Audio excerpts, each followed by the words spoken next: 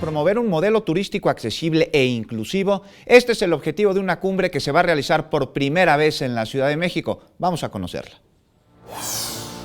La Ciudad de México será la sede de la primer cumbre iberoamericana de turismo accesible, la cual se enfoca en sensibilizar sobre la necesidad de que los destinos y productos turísticos cuenten con un modelo accesible e inclusivo. La accesibilidad en el turismo es un tema relativamente nuevo.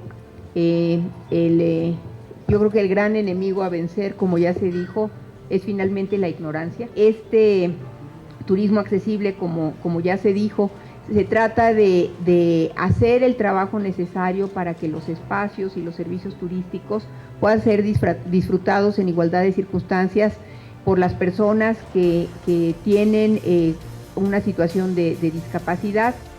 En la cumbre se darán cita más de 27 expositores que mostrarán sus productos relacionados con el turismo accesible e inclusivo. Se llevarán a cabo conferencias con 40 panelistas de 12 países, quienes informarán sobre la importancia de contemplar en la oferta turística este importante segmento del mercado.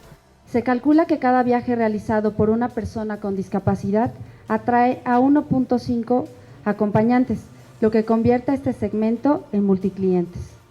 La cumbre se llevará a cabo los días 23 y 24 de noviembre en las instalaciones de Expo Reforma en la Ciudad de México a partir de las 9 de la mañana.